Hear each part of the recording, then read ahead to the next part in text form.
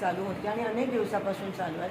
गावबंदी आहे त्याचा मी रिस्पेक्ट करते, पण काही लोक आंदोलकांच्या नावाने, ते आंदोलक नाही आहेत आणि का मराठा आंदोलकाला समर्थन आहे, पण भाजपची लोक आंदोलकाचं नाव पुढे घेऊन येत आहेत आणि त्यांनी आता माझ्या गाडीवर आणि माझ्यावर हल्ला करण्याचा प्रयत्न केला. ते BJPचेच होते आणि त्यांनी माझ्या गाडीला फोडण्याचा प्रयत्न केला. मी संयमाने गाडीत बसली, मी काही बोलली नाही, माझी काच वर होती, त्यांना मी ते करू दिलं. मग ते लिमिटच्या बाहेर गेलं आणि मग मी उतरले आणि त्यांना ओरडली आणि सांगितलं माझ्या गाडीला हात नका लावू. पण ते ऐकण्याच्या मनस्थितीत नव्हते आणि एका महिला आमदाराच्या अंगावर येण्याचा त्या ठिकाणी प्रयत्न केला, माझ्या गाडीची तोडफोड केली.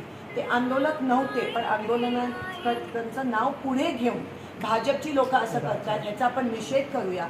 आणि मला असं वाटतं की जरांगे पाटीलजींनी पण नोंद करावी, कारण का भाजप कसा ह्या गोष्टीचा फायदा करून आमच्यावर, महिला काँग्रेसच्या आमदारांवर हल्ला करण्याचा प्रयत्न करतो. ते खरं तर शिवरायांची शिकवण आहे की महिलांच्या बाबतीत आपण जाणतो कल्याणच्या सुविधांची सुनासिद्ध होते.